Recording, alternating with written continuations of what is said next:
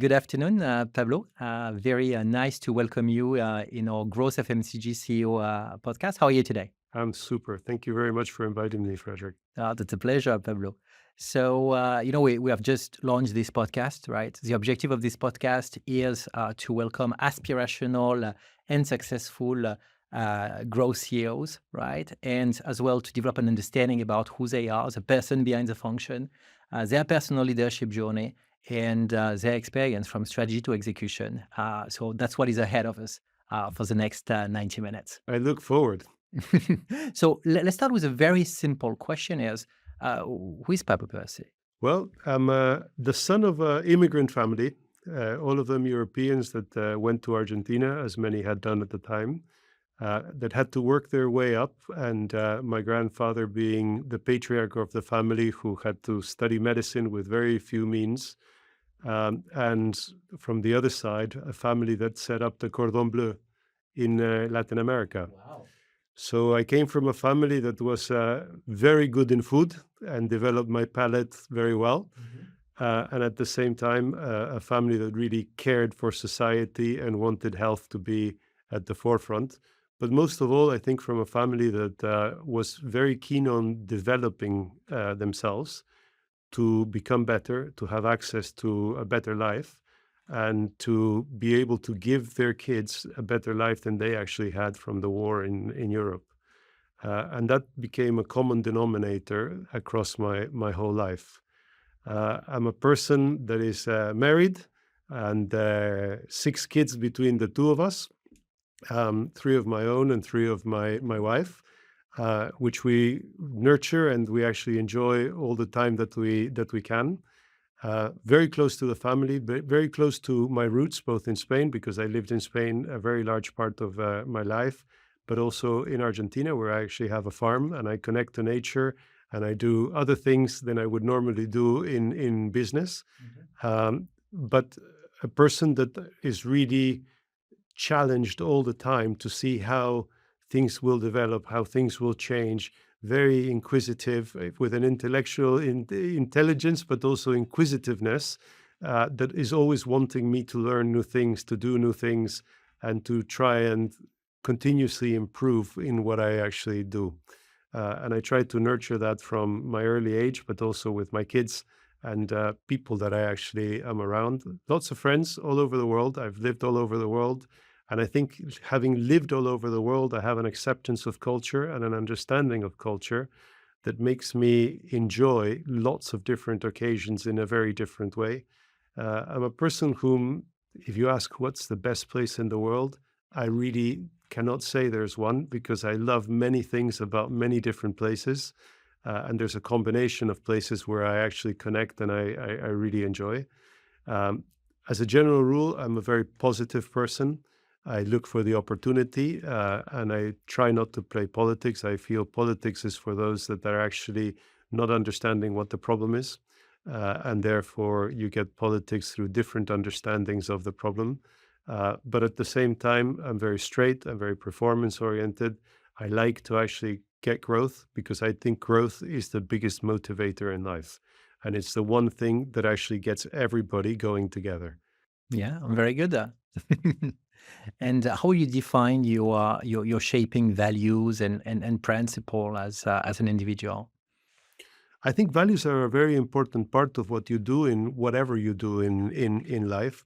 And in fact, a lot of my recruitment is through values. I think in the past, people said if you want to recruit for performance, but also for attitude.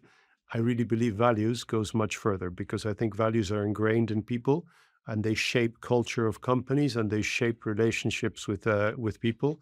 And therefore, I have a set of values which I try to work with, both in terms of being integral as a person, but also in terms of the way that I relate to people. I am a challenger, but I actually also help people in terms of their development, in terms of getting there. I try to see the future. I am positive, but I also understand the people that are actually on the other side of that equation and the reasons why they're on the other side of the equation. I tend to be transparent because I don't actually like the fact that hierarchy doesn't allow transparency. And I think that it's important for everybody to understand why decisions are made in the context of that transparency. I think it aligns people better as well. I'm a person that is actually um, always wanting to find the solution to problems, but I'm also a person that is also looking forward. And as a result of that, trying to understand and give clarity to people of why we're doing something or why we're going in a certain direction.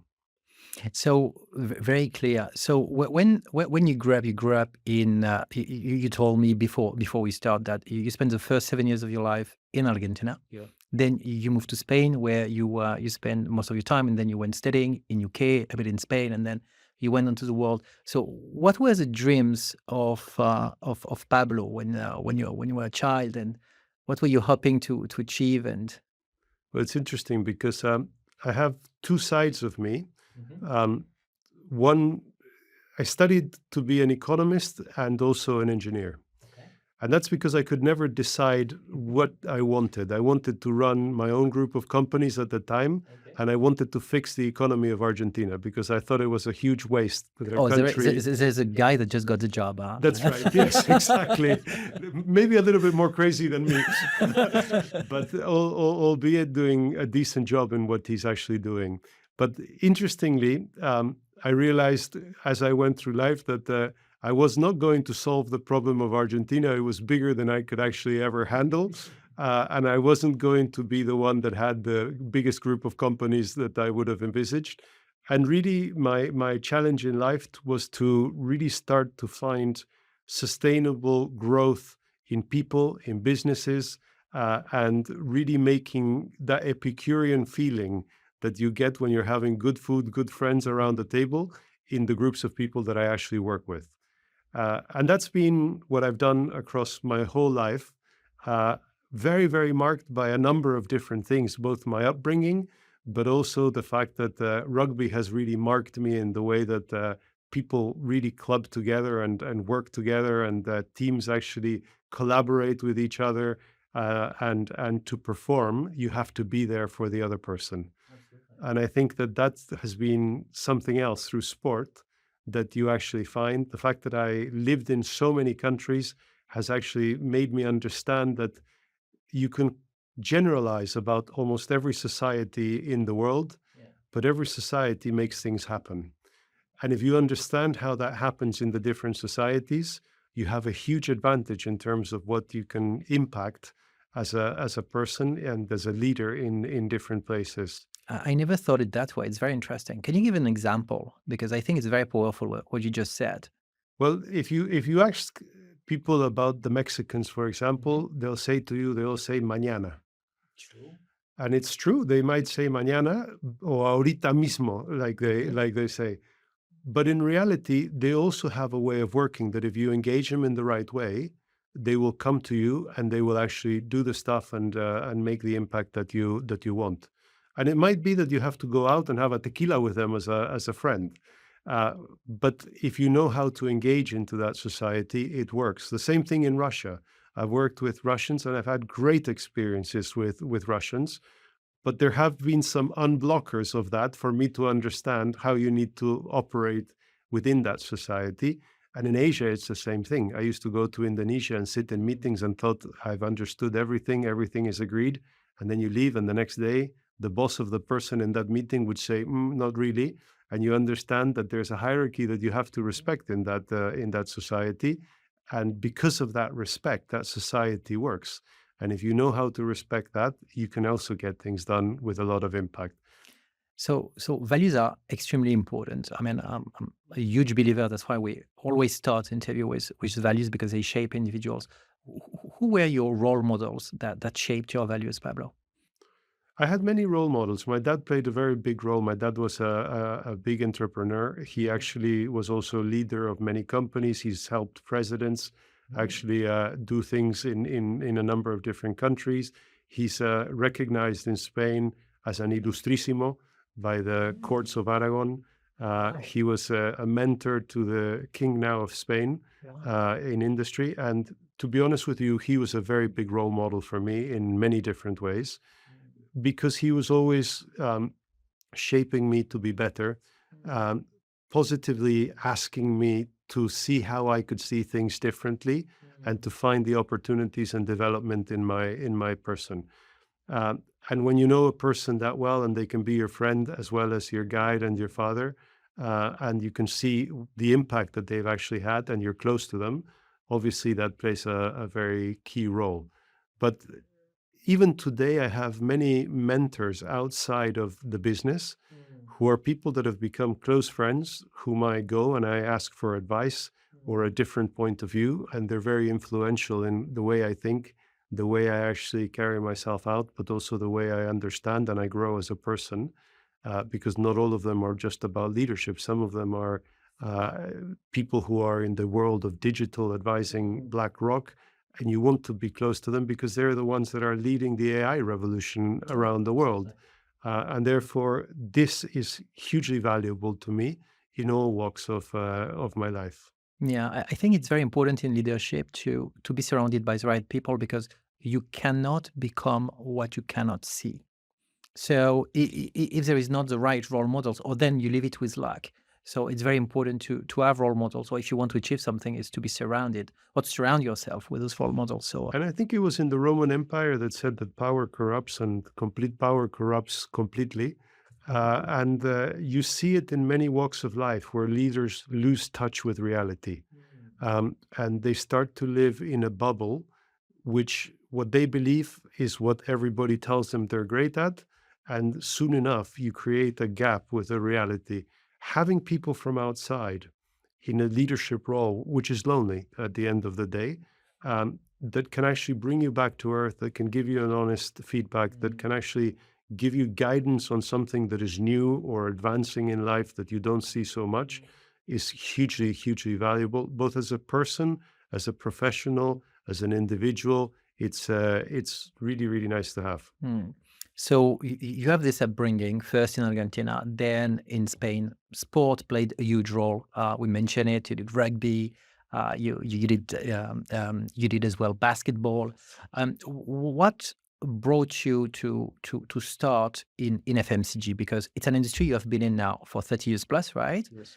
You started in the 90s in Unilever. You spent there 25 years. Then you went to Barry Callebaut, then to Danone. Could you please a bit explain us what drove you, maybe circumstances, maybe a real desire to the industry, and what has been the journey? I think when I was at university and I was doing my 2 degrees, I found that brands play a huge role in people's lives. You choose a car because you like one thing more than another and you associate yourself with one thing more than another. You choose a shirt because of one thing or another. Um, you eat certain brands because you love them, because you've grown up with them, because you create an emotional connection. And I think FMCG for me was the hub of creation of brands. And having had the luck to actually see this very close in a country like the UK, where brands are exquisitely crafted and developed.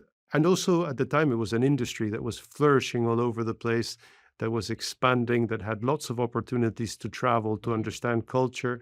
And for me, because I grew up as a son of an expat, I enjoyed that sort of life as well. And that brought me very close. And interestingly enough, I had two offers. I had an offer from Unilever for the trainee program and one from Procter and Gamble. And I made my analysis and I eventually chose Unilever. Why so? Because I studied at PNG, so it's not like I'm biased, but Look, at the time, I actually felt that the values of Unilever were closer to the values that I actually wanted for myself. okay. P&G had a very aggressive image, and I think that aggressiveness is okay, particularly when you are competing in many things. But at the time, I really wanted a company that would nurture me as a professional and gave me more opportunities in that way. And that's why I actually chose it. And again, maybe I was being true to myself in that development plays a very important part in somebody's life. And where did you start? You started in Latam, right? No, I started in the UK. I started in finance. I made an agreement with the people that recruited me in Unilever that they would give me the chance to do finance for 2 years, 3 years.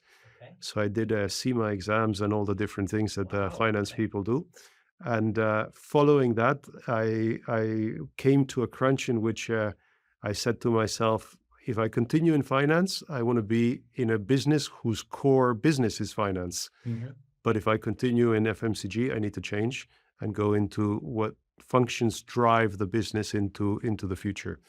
And I had a great believer in me called Kevin Havelock, who is now a very well-known person in the UK. And he actually took me to marketing and he placed me in PG Tips, which was the first brand at the time that came out with pyramid tea bags. I think pyramid tea bags now are bags that you can find absolutely everywhere. And I had the luck to develop myself with people who were absolutely brilliant marketeers and people who really knew how to craft brands and bring people with them. And that focus on crafting brands, having consumer understanding, really making consumers come into the franchise of the brand through the offers that you can actually do for them was something that was a huge valuable learning in a country where it is known that the creativity and the crafting of brands is top notch. Mm. So can you a bit unpack your journey at Unilever because you stayed there like a quarter of a century, right, Yes. Pablo? And you worked in, I mean, you lived in maybe half a dozen countries when you were there, traveled probably 100. So could you please a bit unpack that because it was extremely rich, right? Unilever has been a great place for me, and I have a very special place in the heart for Unilever because of all that I have been able to do. And I am very much a product of Unilever, but I also understand in Unilever the limitations it's had because I've actually been able to understand lots of different business models of Unilever and the good things and the things that were not so good. But I started in the UK, as I said, I worked in finance, then in marketing, and then I was given the opportunity to actually lead a project in Argentina to almost go and rediscover my own country because I had never really worked in Argentina, I hadn't gone to school in Argentina. So basically, it was me going back to rediscover. Was it a coincidence or did you raise your hand for it or how did that happen? Argentina at the time was booming. My family had gone back to Argentina for some time, and basically they said, "Ah, this is a great country. You were earning more money than you could earn in Europe at the time." It was a bit crazy, but it really seemed like Argentina was on the track to become again what it used to be. And I made a choice to go to Argentina, partly because I wanted to be with a family, partly because I wanted to rediscover my country, and partly because the opportunity that Unilever was giving me was a fantastic opportunity. And it was an opportunity that then led to a number of decisions that Unilever took as well, which I'm sure weren't completely because of my doing, but at the time I felt that we contributed a lot to the thinking of the category and of the business. And Unilever at the time only had margarines and frozen foods. It hadn't bought best foods at the time. I arrived in Argentina with a mandate to see if we could expand frozen foods in the whole of Latin America. We had bought a company in Argentina of frozen foods. And basically, I went there and I stayed for 3.5 years, for almost four, trying to understand how we could expand that business. Only that at the end, we did not decide to expand it. We decided to withdraw from that business. And that was an experience because it was an experience where when companies are set on developing something and you eventually have to convince them not only to withdraw from that, but to sell the assets that they have just recently bought, it set a precedent then for many people to actually start querying other things, which led to the disposal of a lot of the frozen foods divisions in Unilever. But what I can say is that at the time, it was a huge leadership journey. I was made the first or the youngest director in the region that they have had. I actually grew tremendously because you had to do a lot of things in terms of mergers, acquisitions, disposals, all sorts of things, as well as managing the operation. It wasn't a huge operation, so you had very much an end-to-end role to play in many of the things until we decided to leave, and then we decided to move as a family back to Europe. Yeah. And when you look at those 25 years in Unilever, what were the assignments that you enjoy the most and that shaped you the most as a leader, as a person you are today? Look, you can take out something from almost every single assignment that you do. If you really look for your development and you plan your development in a way where you're using every stepping stone to consolidate certain knowledge. Um, I think coming back to Europe and leading a marketing team that was actually European, being part of a global category board, which was actually expanding all over the world, gave me the understanding of power of influence, and not necessarily the power of you as a leader in a country being able to tell people what to do. Because with categories, you need to sell mixes, you need to improve with innovation, and you need to convince people that this is what they need to do because they're putting the money of the company behind these bets that you're actually producing. And I think that that power of influence is normally underestimated if you can do a good job, and therefore the amount of time you take to really craft some amazing mixes that then people can actually take, or equity jobs that you're doing, etc., is really impressive. And I think there's a huge learning in that, especially as a young professional in your life. I think the second job that I took that actually really gave me a completely different perspective was when I became sales director in Spain. And it's very different when you're working in marketing because you're spending money in marketing. And you're very detailed in terms of saying, no, no, you got to get this Pantone color right because otherwise people don't see it very well, etc. But you get into tremendous amount of discussions about very deep things that don't necessarily sell a lot more boxes, but they're actually producing the equity of brands. Um, when you move to sales, you're actually managing a completely different equation. You have many more people in charge.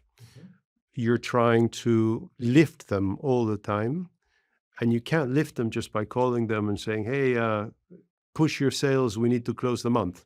You need to lift them by giving them capabilities, by developing them, by giving them IT infrastructure that is going to help them spend more time in front of customers instead of doing administration. You got to lift them by really inspiring them, and not just yourself, but also with them, but also with customers. And customers, people think that sales guys actually are naturally born to go out and pick the bag and leave the house every day, but it's a tough job, sales. And I think that actually gave me a lot of understanding of how to manage people for performance, how to improve the capabilities of people, how to build big teams with a mission. And I'm lucky today to say that the team that I had in Spain, we still all are on the same WhatsApp, and we still see each other and we still share food together. It was like 20 years ago. 20, yeah, something like that. It was fantastic. And if you have to pick one assignment when you were at Unilever that was challenging, where you had to say, "Hey, this is difficult. This is putting me outside of my comfort zone," right? And where you had really to have a very steep learning curve. What would that be? And can you tell us a bit more? Because there is this belief. I think it's a wrong belief that the career of successful leaders and CEOs is linear. There is never any setbacks. There is never anything that is easy. Everything has always been like a straight progression line. But I don't believe in this. What's your take? No, I don't think I don't believe in this either. And the other day, I was actually talking to a CEO that said, when they give you a mandate, you think things are going to be okay, but in reality, you can never plan for the unknown. And almost every year, you will have an unknown that is actually challenging you to the end. But my most challenging mandate was when I went as a GM for Mexico. It was my first GM position. It was a challenging country because of a number of different things that were happening both within the company and outside of the company.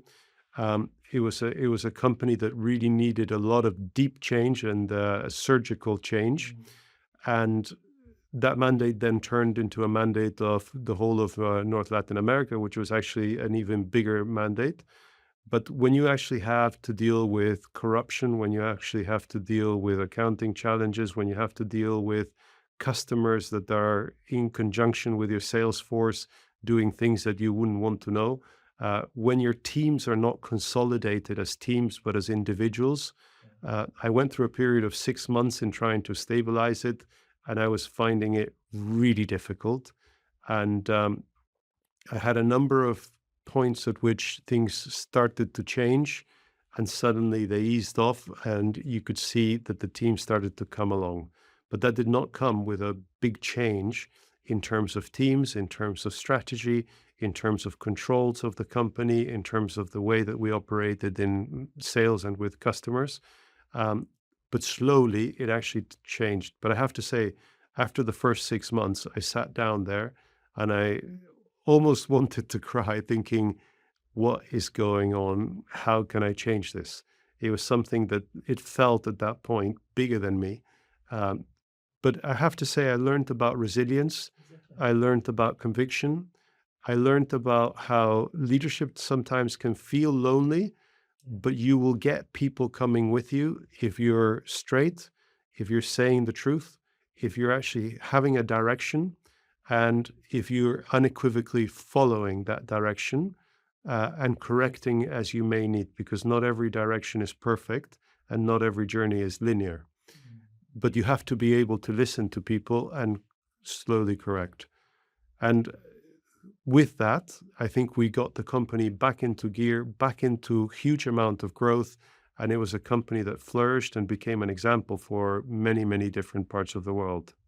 I think it's very good that you share this because a lot of people have fake beliefs about careers of leaders, and again, everything is easy or steady progression. So when you look backward at those 25 years, and if you will get the opportunity to talk to your younger self when you started in early 90s, what will be the advice you will give to your younger self?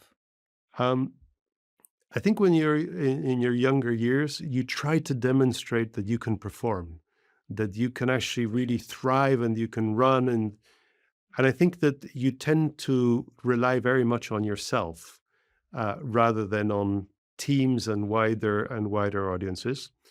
And I think that if I looked back on myself, I would definitely say, don't put it all on yourself. Try to work better through other people as well. And don't always hold yourself so toughly against yourself in what you're doing. Yeah. So don't be so harsh on yourself in terms of what you're doing, because life is long and people will not judge you in the longer term only through your performance. And I think that is a big, big learning. And it's not what you do, but the way you do it that really counts. And I think that's a big learning for me from when I was actually young. Did you understand it quickly, or did it take you some time to understand that? Look, maybe as an engineer and an economist, I was actually a very functional person, not so emotional, and therefore you need to actually go through a couple of failures to learn how you have to actually work. And I always say to people, don't worry, because I think there was a culture at the time of whenever you had a personal development discussion, people telling you what you're not good at to justify that you're not going to move to the next job. And I always say to people, that's the wrong discussion to actually have. The right discussion is telling people what they're great at, because all of us are wired in such a way in which we have great things and we have a shadow to those great things. And you will never be able to change the way that you're wired, but you will be able to understand yourself so much better. And if you know yourself and you can be authentic with that personality, that's what basically unlocks the potential that you have. But I also say to people, if you're good at something, be bloody good at what you do. Yeah. And I say, Messi knows how to play bloody good football, but don't ask him about his finances or his tax returns or anything like that, because he may not know anything about that. But he knows how to actually tackle that with a different person that is actually helping them. So how you set yourselves up through teams, to cover up for that shadow that you actually have is super important. So, what are your big strengths then, reflecting and that you have been nurturing and focusing on to make a difference in your career? I think I have a huge intellectual curiosity. Mhm. And that intellectual curiosity is constantly leading me to learn about things, to question myself, particularly about consumers. But why are they doing that? Why are they doing the other? How is it that demand is generated and all the different things? And that curiosity is a learning curve that you're on the whole time. That's a big driver of me. I'm also competitive in a good way. Yeah, I played rugby, I played basketball, I've skied, I sail. I that's my nature, and I like to do it. Um, but I actually like to do it in a way in which I'm developing and I'm actually nurturing competencies and capabilities. And that is something that, again, for me has been very important. I have a very clear dialogue with people in the sense that I try to give clarity all the time because the world is very ambiguous. And for everything that you say right, there's a left. Mhm. Uh, but people need to manage that, and you need to be clear what is the direction that people need to go on if you're leading a company. And I think I have a gift in trying to bring that clarity and influencing through that clarity that actually creates followership and at the same time creates results. And that's why I always say, with me, one of the constants that I've had in my career is that I find growth. I find ways of growing because the world is continuously changing. And if you can get into a world in which you're generating that sustainable change, but also creating a world in which your business becomes sustainable as a result of the way that you work for that change, then you're creating sustainable models into the future of people and of companies. And that is what really makes me thrive. I think it's quite powerful, replicable skills. It can create value in a lot of different circumstances. Um, i- i- Young generation, generally, but as well in the FMCG industry, we have a very young workforce in FMCG, right? People, they weighted average age is maybe low 30s, so a lot of young people. Many people started during COVID, right? And we feel that working a lot with our clients is they didn't get the opportunity to spend too much time in the office, didn't get the opportunity to shadow leaders and to see it, to take a lot of store checks, and their learning curve might not be, maybe different, maybe just let's put it different. What will be your advice, your career advice for people in the FMCG industry that got started or that are different levels in their career? I always say that the value of any person is the backpack that they have and the experiences and the development opportunities that they've had. Mhm. So individually of when you've started, I think there's a continuum that you are who you are because of what you've lived through Mhm. and what you've learned and what you've developed. Mhm. And I always say to people, look, the harsh reality is if you don't believe that, go to the market and prove it yourself. Mhm. Because in the market, you are actually faced with the reality of having to compete against other people that have might done more of that Mhm. or less of that. And that's where the harsh reality comes to play. Um, and I think that that is the most valuable advice that I give both young people, but also elder people, yeah, that are actually in whatever walks of life. In the industry, you are what you are because of the backpack of experiences and development that you've managed to nurture for yourself. And in many ways, that is coupled with performance because you need to demonstrate that what you're actually learning can be put to performance. So, how you develop as a person, how you work through teams, how you're able to impact is actually all a bundle of things that comes together basically. We tend to look a lot about on skills and development, but we don't look enough at performance. Performance is the proof of the pudding that Mhm. that development can actually be put to good use in turning around situations, in understanding consumers better, in delivering mixes, in a lot of different things that you need to do in the world of FMCG. Ultimately, I think that there's something else or two other things that last week I actually said to young people in Netherlands when they were asking me. I think the world of the future is also going to be digital. You cannot escape from the digital reality, and the more you understand that digital reality and you can become a digital native, the better a chance you have. And that's also part of development in this world. And I also think that kindness, not taken wrongly, you don't need to also not be authentic with it, but kindness is important because you are respected as a person more so nowadays than in the past. In the past, I used to go to meetings, people would get up, yell, bang the tables, all this sort of stuff. I think today people actually understand that a good relationship is based on the understanding of the other person and of the facilitation for that other person to be successful. And I think more and more we need that type of characteristic in people as we go forward. Hmm. What, very, very, very useful. We had a conversation before together about what you're looking for in talent, and sometimes the fact that we shouldn't have maybe too stereotyped, too fitting in a box, but as well embracing different people. That brings sometimes some radicality, because sometimes it's difficult to drive the change in an environment where there's a lot of inertia. So could you please a bit unpack this and your perspective, which I found very refreshing when we had the discussion? Look, I think talent is a very big word, but at the end of the day, what you need is the different combination of things that are going to make that sauce extremely appetizing. And diversity for me is the most important part of growing great talent because diversity actually will bring in lots of different points of views. And those points of views are the nurturing of great ideas and also great execution eventually.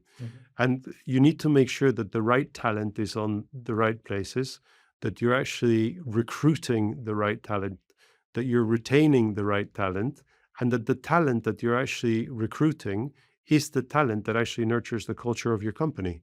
And ultimately, culture is one of the most important things that you have in the company if you really want that company to perform in the market. Absolutely. And I think when you look at talent, you need to look at it in that way. You need to look at it in terms of what do you bring to the party that is going to help us elevate? What do you bring to the party that is actually the values that we want for this company? What do you bring to the party from your experience in performing and impacting, and your ability to actually do that across different cultures? And therefore, talent for me is a very important question in the mix of performance and actually getting it right for the company. Mm, very interesting. After your time at Unilever, you moved to Barry Callebaut, Yeah. which is there's a bit of FMCG business, but more B2B2C and B2B type of business, in a role that was very different from anything you did before. When you look at the job title, could you please a bit give us a perspective on your journey there, and what did you learn? Barry Callebaut was a great company, actually. It still is a great company. It's a company whose culture is basically because of Klaus Jacobs. So it's a family nurtured company, great visionary, but also it's a company that actually has a culture which is very demanding in terms of customer first. And this was by contrast to where I had actually been before. I could really sense um, that culture in everything that was being done. You would get the customer point of view in the meeting. The meeting would not be 6 people, it could be 30 people in the meeting room, but everybody left knowing what the mandate for that customer was and they needed to execute. And everybody killed to actually make sure that that happened. And when you live through that culture in a world that is not so customer focused and you see how that actually performs, is for me, it was a very revealing play, basically. And yes, I was doing very different things, but things that also opened me into a world which was a little bit different and a little bit the same. I used to manage a global part of Barry Callebaut, which became almost half of the cash that Barry Callebaut was actually doing, Okay. where we had to change a lot of the ways that we were working in the market, and that unleashed a huge amount of growth. But at the same time, I was managing sustainability, which I had never actually done before. Okay. And it was a very interesting time because sustainability was a checklist that people were actually measuring against. Sure. And I was one of the first, with Antoine, actually saying sustainability we must do because it's the preservation of companies into the future. Absolutely. If you do not preserve your environment, if you do not take care of your farmers and there are no farmers, hey, you don't have a business into the Absolutely. future. And I think changing that and working with a lot of banks actually to help them understand that equation and change the equation in their algorithms of how they measure companies and all the rest of it was a fascinating journey for me. It also exposed me to a lot of the external world because there's a lot going on sustainability in the external world, and it was a time in my life in which you start to have an impact outside as much as inside. I think in big companies, until you get to that space, you're pretty cocooned. But in Barry Callebaut, I was talking to analysts. I was actually talking to World Business Council for Sustainable Development. I was talking to Nestle, Mondelez, Yeah. Unilever, a whole lot Mars. of customers. Mm. And this is actually something that was fantastic in terms of growing as a person, my maturity, in terms of being able to talk to the outside world, bring a clarity and a point of view also from the company that might have been a little bit different, but that led us to huge success. We were one of the first companies that installed a traceability system for its cocoa, which today, with the European directive of mandated the traceability so that you can check whether a product is from the forest or not, then it was a big thinking forward in terms of really understanding the context of how we could nurture our environment. Mm. And then in September 2021, if I remember well, Antoine was appointed as a group CEO of Danone, leaving the position of group CEO at Barry Callebaut. And in January 2023, officially, you start as a CEO Europe, which is a big chunk of the business, right? and where Danone started, right? So could you please give us a bit of perspective about what was the mandate and that was given to you when you joined this business?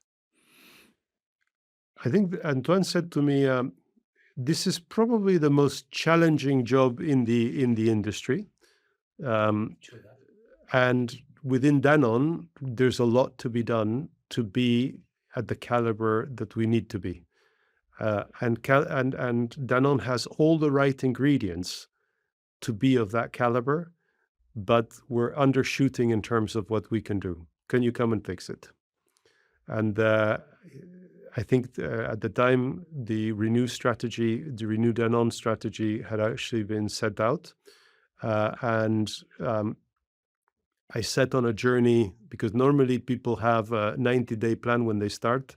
Uh, Friends of mine in Danone tell me that I had the minus 90-day plan before I started because I started talking to analysts. I started talking to consultancy companies that had worked with Danone, lots of different things. And as I was traveling around, I was actually going into all the different supermarkets and places where they sell Danone products to really understand the nature of the problem. And I'll start by saying that I had an assessment of Danone, which was a really good assessment before I started. But Danone is a great company. It just hasn't lived up to its expectation at that point in time.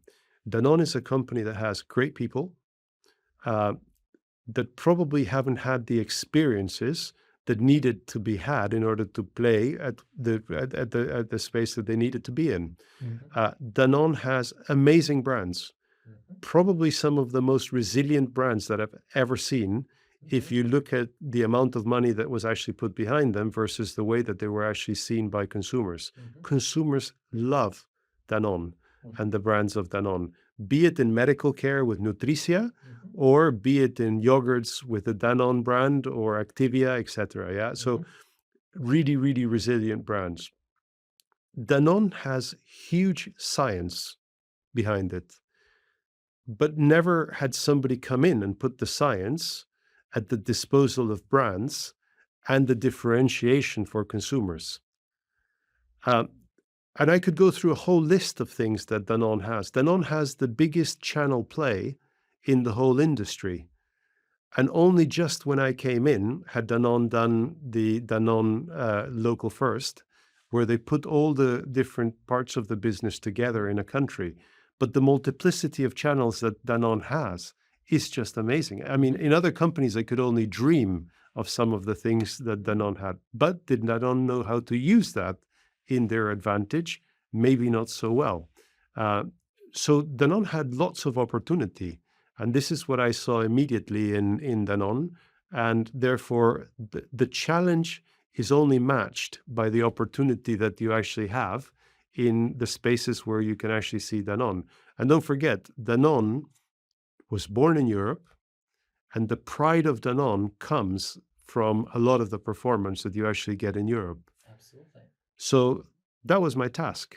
Let's get everybody feeling like leaders again and really leading the market and bringing Danone back to that level of pride that might have been there in the past. I think that there are not a lot of people that know the story of Danone and how it all started and why there was a gentleman that actually started knocking at the door, not in France, but in Spain, in Barcelona, to try to sell ferments, milk fermented with a ferment in a glass bottle, right, more than 100 years ago.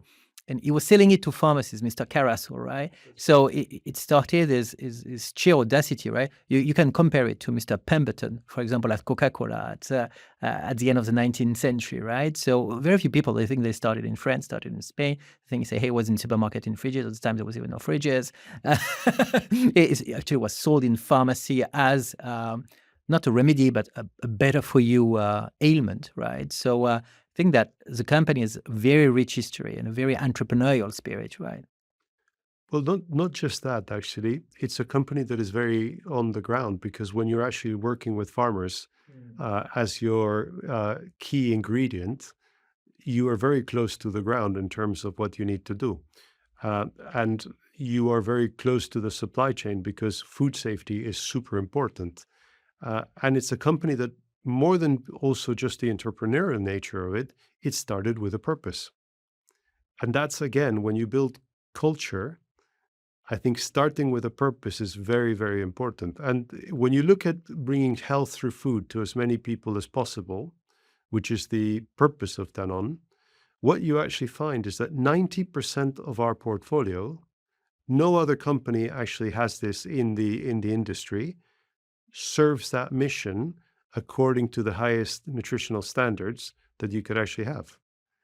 And that means basically that we're not just talking about what we want to do, but we're playing the game and walking that leadership into everything that we do.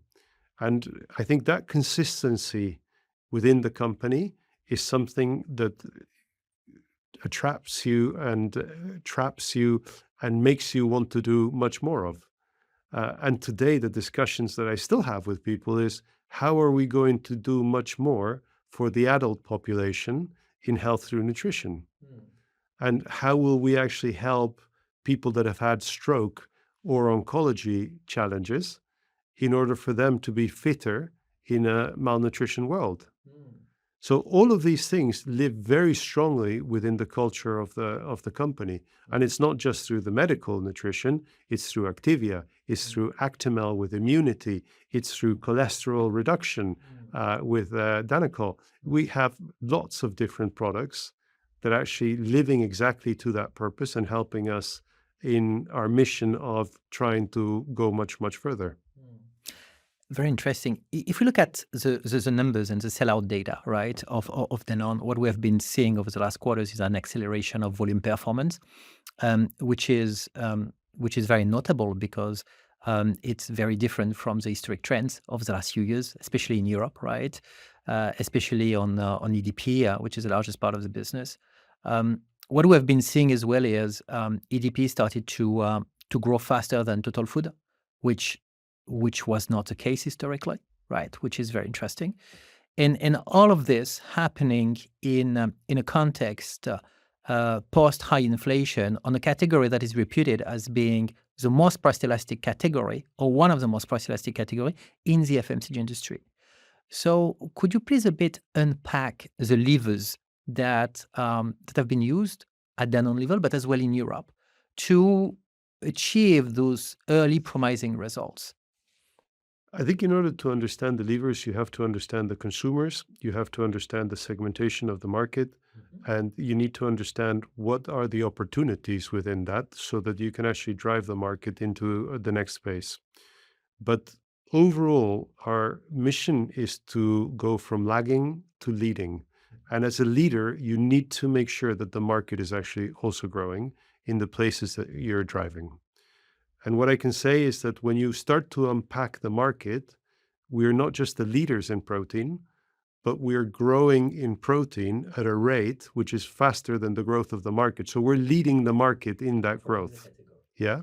And I think that is exactly what we're trying to do. We're trying to take the positions where we see the opportunities. You know, the gut is going to be the next brain. People are looking more about gut solutions on internet today than many other things because people start to understand that having a healthy gut is actually something that actually reduces stress, that makes you sleep better, that makes you have less problems in the stomach.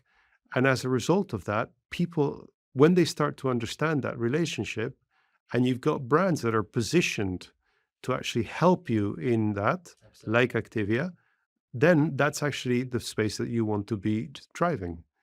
And I think the team has been doing a super job of driving that. And you will see that we've launched kefir. That's the turbocharge of your gut through good bacteria that are actually giving you some of the effects that we've just been talking about. But then you also have fiber that we've launched. And fiber is the way in which good bacteria travels way longer through the gut. So you don't actually have colon problems or other problems as well. And you have a healthy gut throughout. And then you have your maintenance portfolio. But being able to segment with a reason, explain it to consumers, and be able to move from a space in which you're actually one brand that tries to solve everything to a brand that can segment itself in a space which is growing and where there's huge consumer interest is the type of stuff that we're doing as well. We've recognized as well that the big volume of the market is in some simple yogurts. But even then consumers are changing because they want more protein. So they want more Greek yogurt, they want more skyr. Some of them want it with a little bit of fat because it's indulgent. Some of them actually want it with less fat because they care more for their body. It doesn't matter. You have to recognize it. You got to play that. Skyr today is one of the biggest growing parts of the portfolio as well as Greek. So you talk a lot about the portfolio. Before doing all of those things, one of the key enabler was to reset the portfolio because it was maybe up to 10% of the net revenues that was divested over the first 24 months of Antoine Tigna, if I remember well, publicly stated, which was most likely a big enabler to be able to refocus on things that matter, right? And I think that was very relevant as well for Europe. And if we remember well as well, there were a number of SKUs as well that were discontinued because there was as well business being divested, and then there were a large chunk being discontinued, right? How much of an enabler those two things have been to be able to refocus on the things you just mentioned? I think it's an enabler because what you don't want is complexity that doesn't drive value. Absolutely. And complexity that doesn't drive value and requires people's attention means basically wasted effort from the company. So cutting that plays a big role for you to focus more time on the things that really matter. And in the nature of the company, complexity was something that also people were playing back very, very strongly. So you need to simplify, you need to rationalize, you need to make sure that the factories can run for longer on the same type of product and get their productivity or efficiency down those lines. And I think starting to do all of those things all contribute to also selling better in the others. Because the moment that you actually have longer runs on your production line, you've reduced your cost of the good that you really want to sell, and that makes it better for you in terms of competitiveness in the market. So you need to work the portfolio in a way in which you're always keeping yourself focused to the added value into the market and into resolving consumers' tensions. Yeah. I think that there's something that we discussed before the exchange. I think that is very, very relevant, especially on food, where the gross margin is often low double digit, sometimes mid double digit, but part of the portfolio of many food companies are low double digit, like 20 to 30%, right? The operational leverage or deleverage can be brutal. And one of the things that we discuss, and I think it makes a lot of sense, is to exit the religion, because it is a religion of the percentage margin mindset. Could you please a bit give perspective on this, and why it is a deadly religion, and how you have tackled it within your business?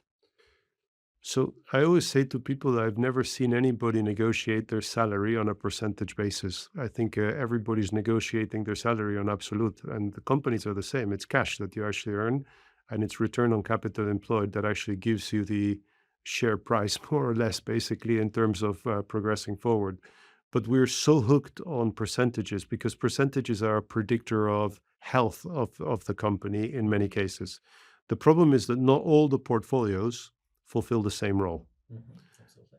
And when you have installed capacity, you have to watch out that you don't deleverage yourself by working a percentage game rather than a volume game and a cash game.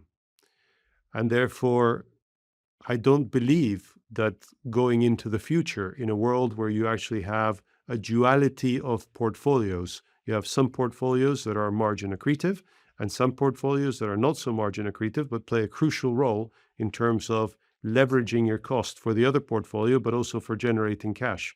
That you can only be black and white about which percentages you want to apply across the whole company. And you need to de-average this discussion. And you still need to actually look at the total company with some percentages and say, okay, let's actually play the game to understand the health of the company into the longer term. But at the same time, let's make every portfolio win on the merits of what it has to do. If consumers don't want a price increase, or if consumers are actually very much not buying your product because the price is too high, you've got to ask yourself a very serious question. How long will you be there in the market if that indicator is not right? Yeah. And therefore, yes, you can premiumize, yes, you can segment, but the portfolio existing there, if it's too important to actually move into other spaces, you still need to deal with.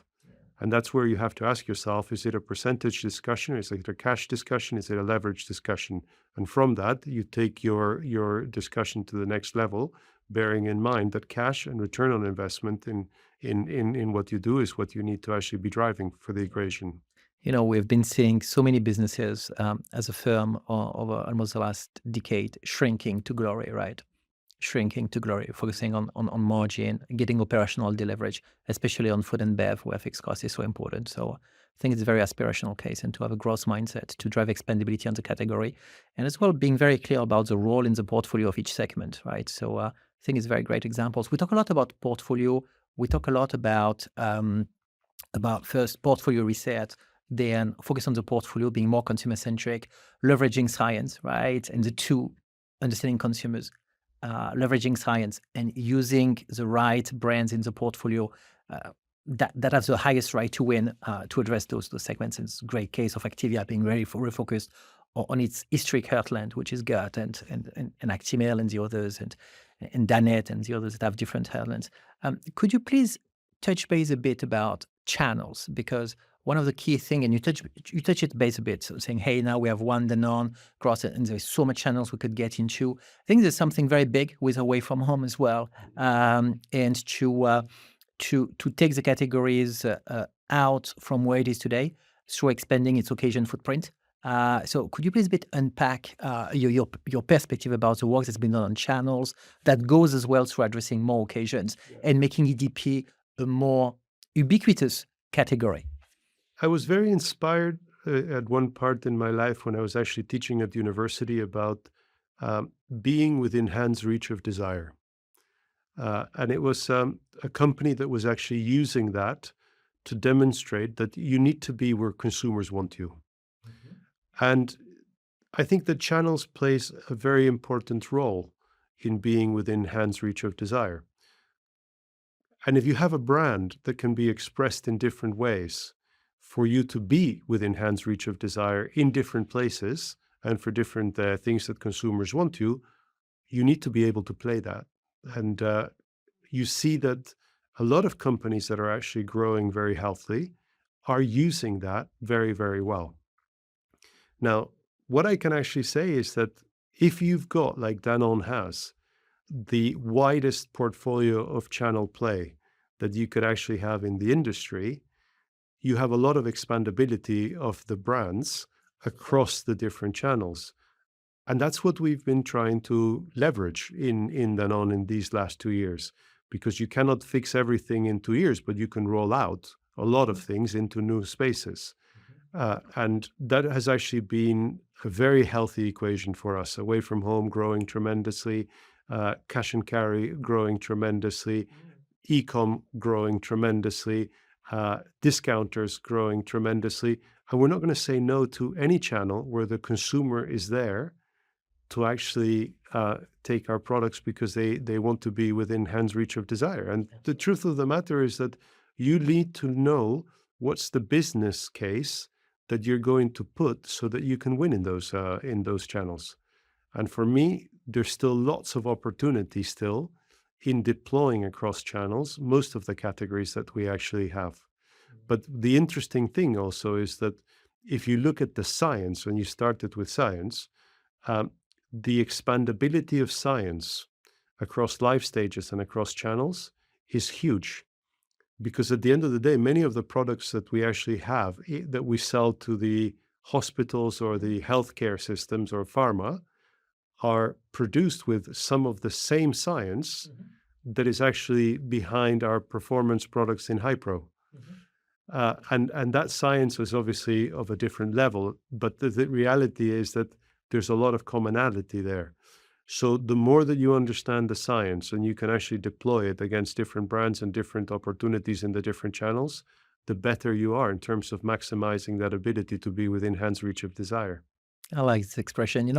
Um, the first driver of mental availability is physical availability, and very often the physical availability footprint drives the occasion footprint. And if you want to to to expand the occasion footprint, we need to expand the physical availability footprint, the channel footprint, and then um, and then to understand what it takes to win. What are the occasions? The 4P strategies are disaveraged by channel and sometimes sub-channel. So it's a job that I think you've been doing quite well, right? Maybe it's a good transition to talk about a business that is highly omnichannel, that is growing very well for you, and that is very strategic, which is Alpro, which is plant-based. So could you please give a bit of perspective about your take on the plant-based space, where it comes from, where is it going, what's your vision, and what's your play in it, and how much have you been participating to the growth, and what do you think is ahead? Let me start by saying that Alpro is a beautiful brand, actually.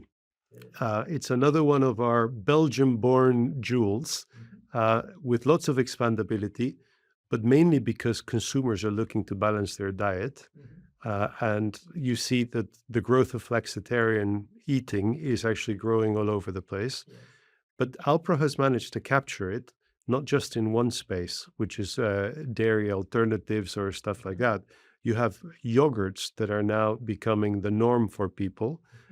It has a uniqueness in that normally when you actually eat protein, dairy protein, you have a different digestion than you actually have with vegetable protein. And what actually happens is all of a sudden you have a lightness in the way that you perceive these products, that it gives you the same as the others, but in a very different feeling to your body. You feel lighter. And that is something that we really can actually expand much more and drive into other spaces. And we have a plant-based sector in yogurts that is doing fantastically well. We have growing brand share across the brand now in Europe. and the diversity of options that you have, the quality of the products that we actually have, the functionality of the products that we started to bring out, because the barista range is almost better than foaming your own milk at home to do a cappuccino.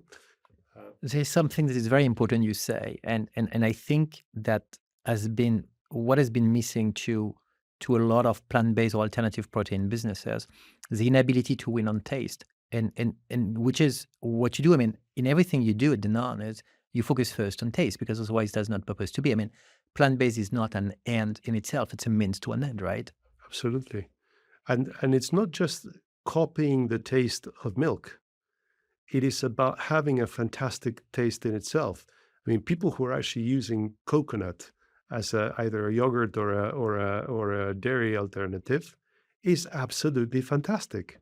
And the other day, I had my Alpro chai latte with a coconut variety. It was incredible, indulgent, nice. What you actually also find is that if you go to the coffee shops, already 50% of the offers are from plant-based alternatives. Absolutely. Uh, and we need to be there. And our brand is well loved by all the consumers. And it's a brand that positions itself on the merits of plant-based and of the brand. And I think this is actually really, really positive. It's creating a huge franchise with consumers. And I have to say, we have a team managing that, which is a fantastic team as well. Mm. You know what we love with what you have been doing in Danone is it's an example about you can have an average neighborhood. You know, like when you look at the neighborhood, is your where to play, right? A lot of people for decades have been saying EDP is not attractive. EDP is not attractive because the margin are not so great, the growth is not so great, the return on capital employed is not so great. So that's one side of the coin. The other side of the coin is EDP is the largest category in the FMCG industry. Very few people know that when you look at the numbers. Point number one.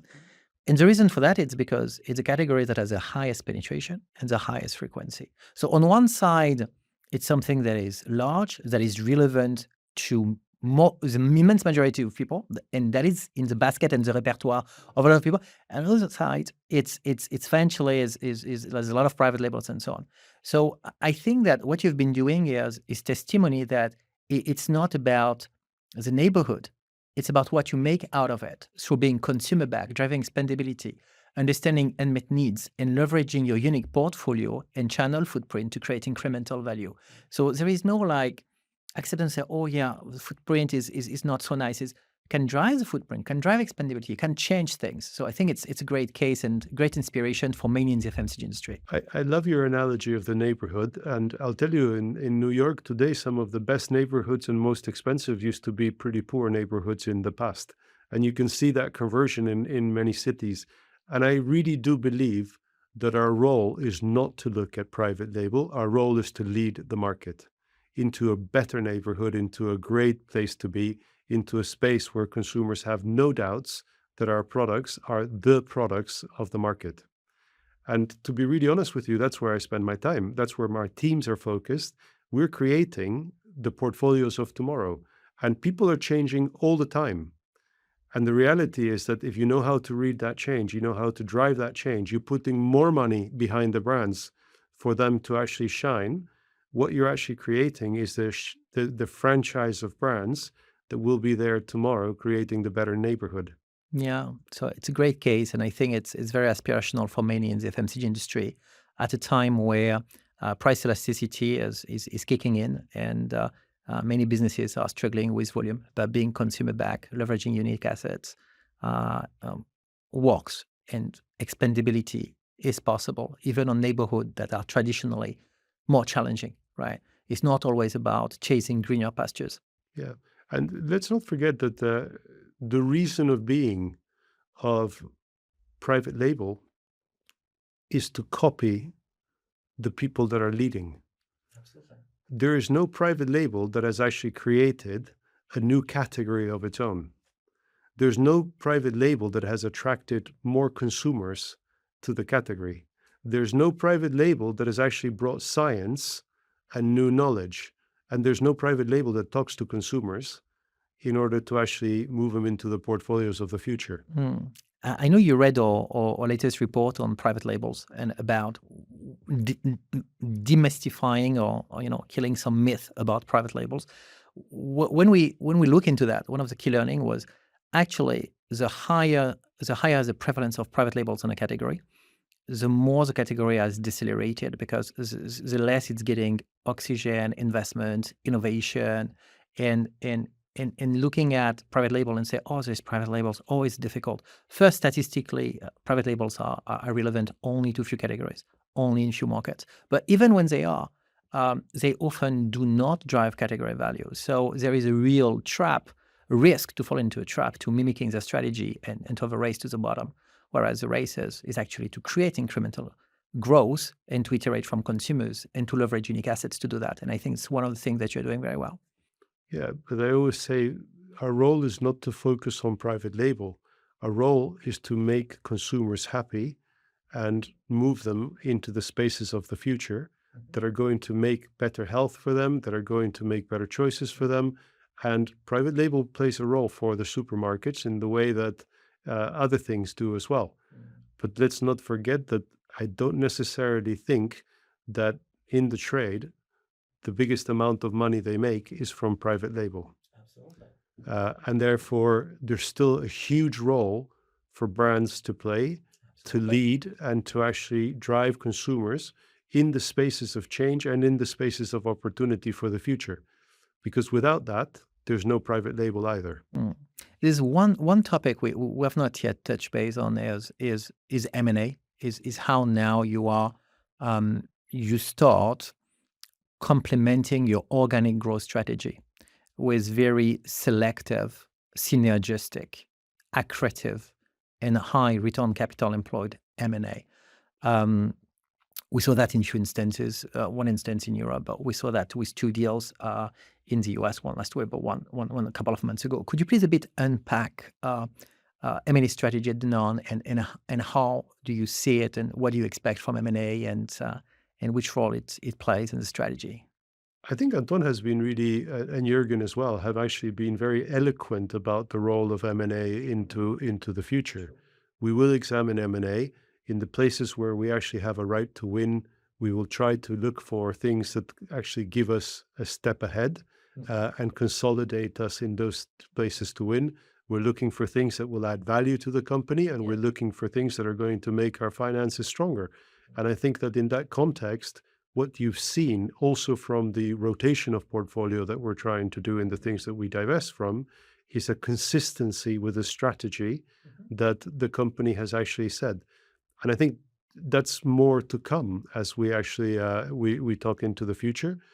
But that's the role that M&A has to come. It has to give us more capabilities to consolidate ourselves, to go further in the spaces where we really believe that we can go further. And at the same time, take us away from the spaces where we don't have so much of a right to win or where we believe somebody else might be able to do it better than us. Yeah.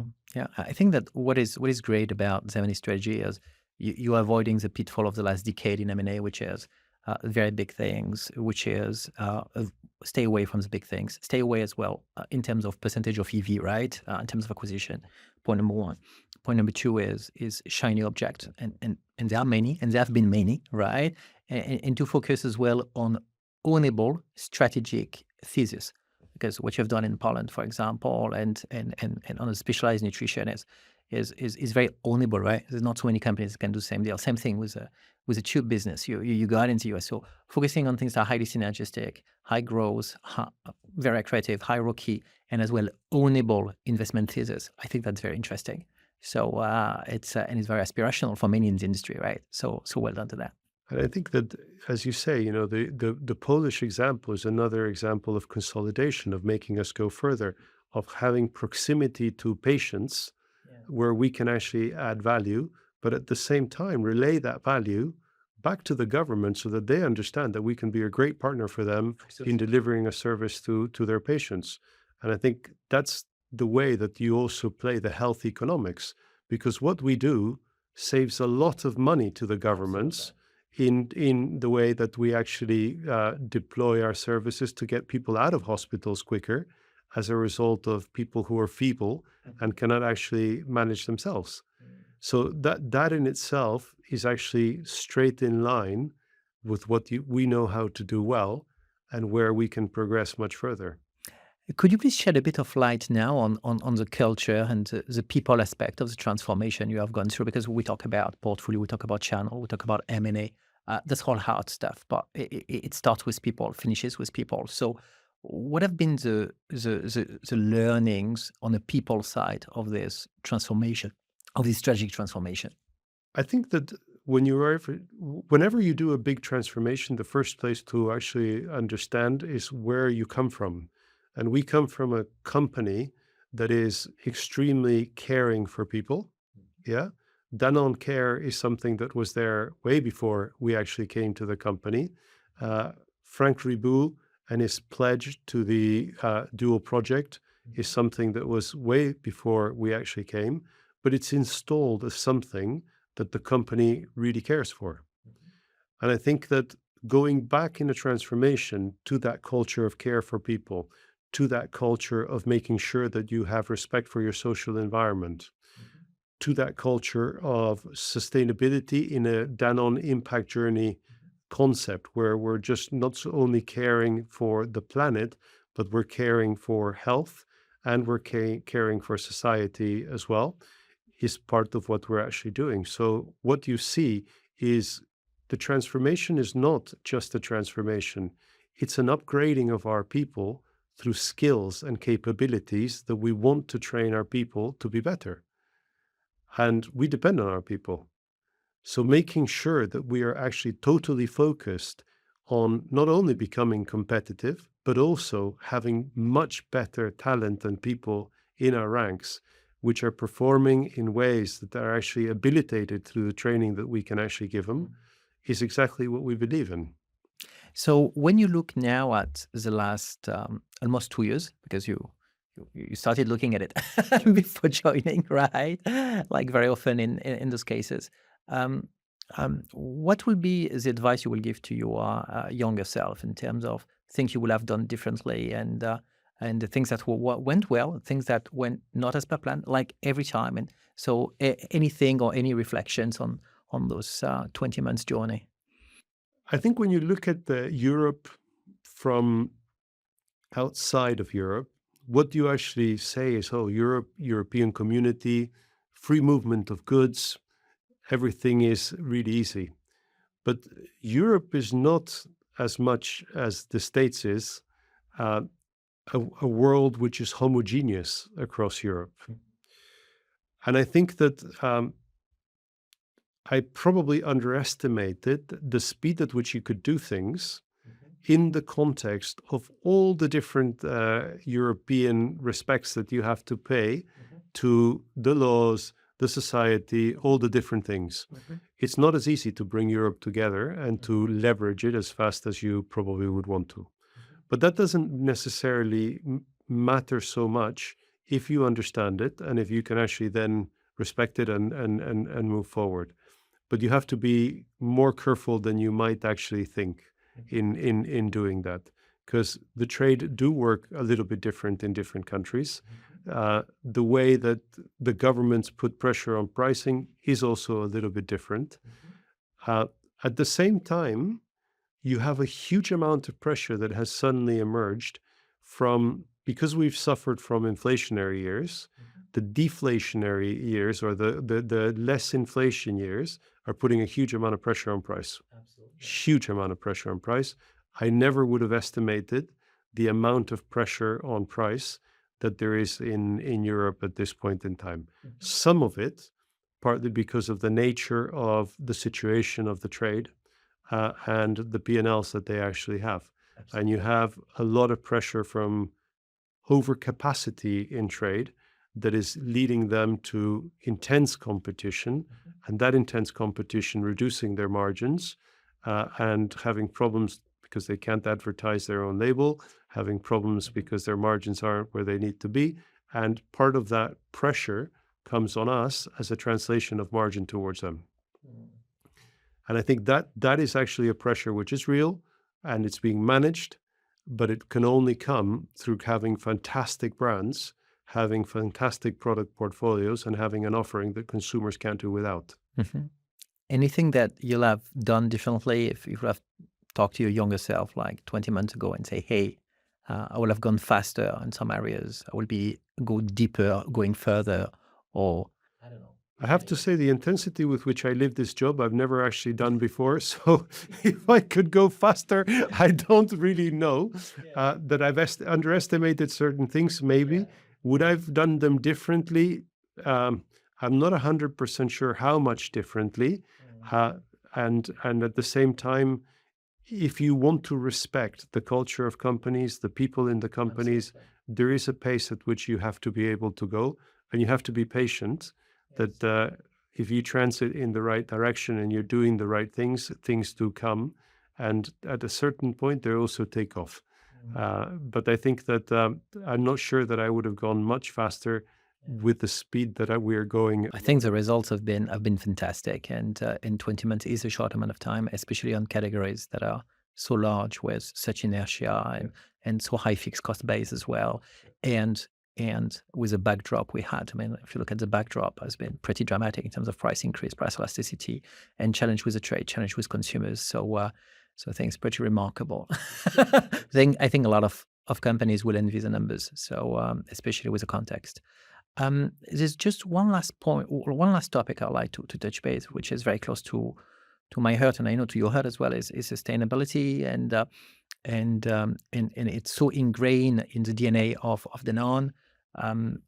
We, as a firm, we believe that it's important that FMCG companies start understanding the true cost of water, CO2, and to be able to have double accounting so that they can take decision and to start allocating resources to make this change. And whether it will happen or not with regulators is one thing, and we can debate is not so important, but that's the right thing to do, and to start to shift that at scale and just not running like a list of initiatives, but really strategizing sustainability, right? So what's your take on this, and how have you been approaching it now? So first, let me just do a general point of view on sustainability. Yeah? When you actually look at the insurance industry and how they're actually doing studies today to ensure for wind farms or for buildings or for factories, you will realize that already in everything that we do in life, there's an element of sustainability being considered. Because some people who are building wind farms are doing models to actually take forward 20 years to understand where the wind in that area is going to still be there or not in the way that we actually perceive it today. So what happens is sustainability becomes an equation to make sure that your business is going to perform into the future in the same way, taking into account and slowing down the conditions that you might actually be working under today. Absolutely. And that has different aspects in the way that you do it. You obviously try to decarbonize because you want to make sure that the equation for the future improves. And that's not just us. The food industry is only a part of the much bigger pie that is actually in the energy sector and in a number of other areas. Yeah. But everybody plays their part. And I think that the part that we're actually playing is being very conscious of how we want a better world into the future, and how we also want that to play in that better world, so that we are positioned strategically to be able to continue the business for as many years as we've had it so far. So sustainability is a must. Without farmers, there's no food. Without cows, there's no milk. Yeah. And we don't necessarily want to go into the future without any of these things, particularly in a world where food safety is actually becoming a much, much more important thing. So that's a generic comment, yeah, in terms of the way I perceive the players in the market and the way that I see the world going. In Danone, I think we're doing the right things in terms of making sure that we help in terms of the environment, yeah, and nature. And for that, we're decarbonizing. We have a AAA rating. We are taking methane very, very seriously, regenerative farming extremely seriously. We're even doing, and I was part of this, and it was actually published last week in the press, we are actually leading now into testing genetically so that we actually reduce methane and carbon emissions from cows that actually are in our dairy farms. Okay. Yeah. And you can see how genetics starts to play a role, both by giving you improved productivity, but at the same time, potentially reducing the amount of emissions as well. Now, all of this is the level at which we're actually playing in order to contribute to the equation of sustainability in the company. If you take our portfolio, 90% of our portfolio is at the highest standard of nutrition. Sure. And there's no other company that actually has that type of a number. But not just that, we continue to improve every year in the reduction of sugar, in the composition of protein, in the way that we're actually tackling different pathologies with consumers, in the way that we're actually developing vegetable protein to actually compensate for animal protein, but without any secondary effects, because one is exactly as good as the other one. So what you actually find is that there's a lot of initiatives going in a direction which I think we can be extremely proud.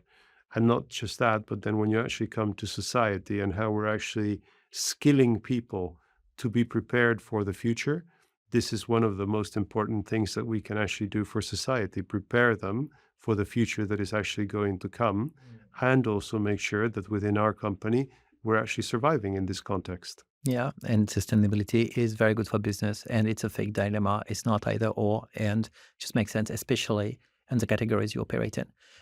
Pablo, it has been a very rich exchange. We touched many topics, right? From your personal journey, your professional leadership journey, your experience at Unilever, at Barry Callebaut, at Danone, the transformation that is just the beginning of hopefully a very long success story with Danone and with Danone in Europe. So now if we have to summarize it, and what will be your parting thoughts and your key messages for your team and for the Danone?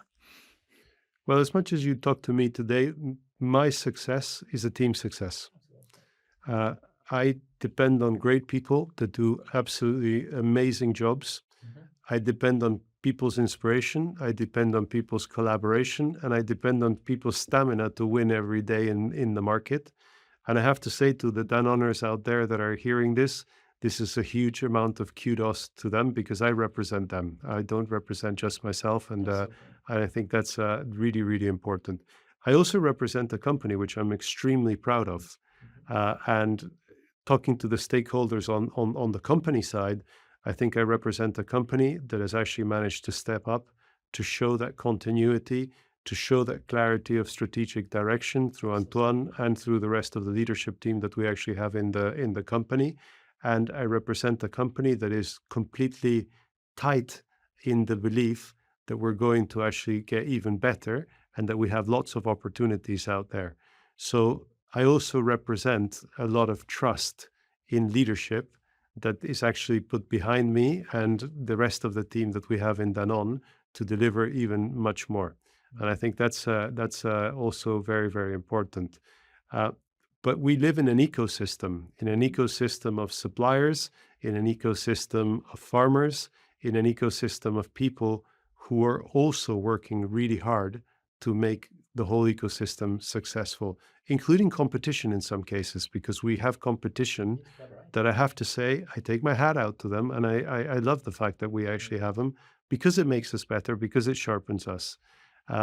We work with trade, and the trade, our customers are great. Sometimes not, but mostly yes.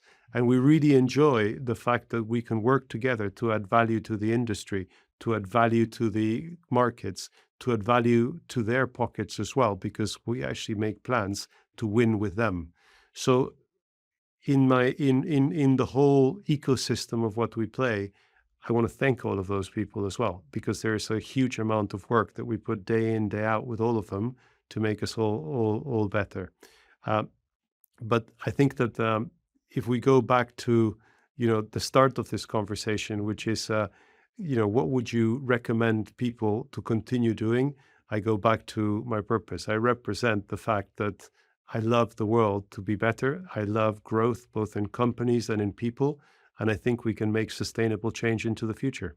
I think it's a fantastic way to wrap up the conversation. Just would like to thank you for this rich exchange. I thoroughly enjoyed it, and I hope our audience will. So thank you, Pablo. Thank you very much. Really enjoyed it. Thank you.